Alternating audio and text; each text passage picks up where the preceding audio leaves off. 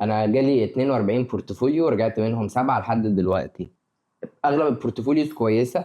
في حاجه مهمه جدا لاحظتها، يعني باترن موجوده في البورتفوليوز اللي انا اتفرجت عليها لحد دلوقتي، وهي ان يا اما القصه ناقصه، يا اما الواحد بياخد وقت طويل بيحاول يشرح حاجه الشخص اللي بيشوف البورتفوليو ممكن ما يكونش محتاج يشوفها.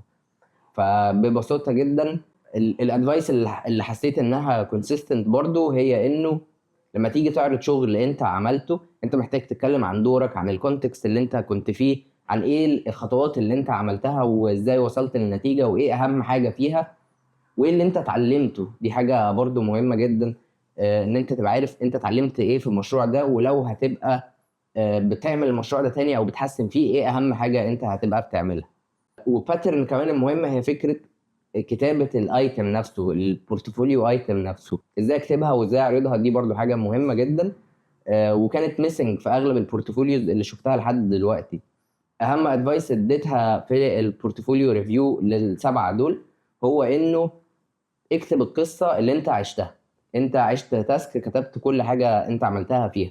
يعني فضي اللي في دماغك في ورقة، شوف انت عملت ايه بالظبط واكتبه. اكتبها بالناتشرال لانجويج، باللغة المصرية العامية، وفضي كل القصة، كل حاجة انت فاكرها عن المشروع ده او عن التاسك دي، فضيها في ورقة.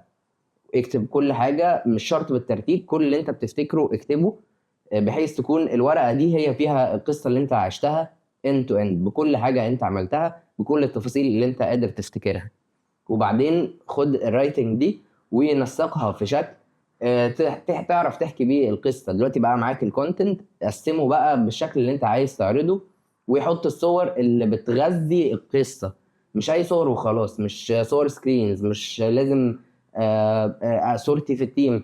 مش مفيش حاجة صح، مفيش حاجة معينة هي اللي لازم تتحط، بس المهم في الفيجوال انه يكون بيعبر عن القصة، يكون بيعبر عن النتيجة. الباراجراف ده بيتعبر عنه بصورة او اتنين او اكتر، بس المهم البليسمنت بتاع الصور يبقى بيقوي القصة مش بيضعفها ومش بيشتتها، علشان دي برضو حاجة مهمة جدا. او في العصر الحديث خد اللي انت كتبته ده اديه لاي اي، قول له انا عايز احط ده بورتفوليو ايتم عندي، اعمله ازاي وايه الفيجوال ريبريزنتيشن اللي انا محتاجها علشان البروجكت ده يبقى عرضه قوي. هو هيطلع لك قصه، راجعها وتاكد ان هي بتماتش الحقيقه، مش هو بيألف. حط الصور وبقى عندك بورتفوليو ايتم جاهز. لما ريفيو تاني هديكوا بريف تاني.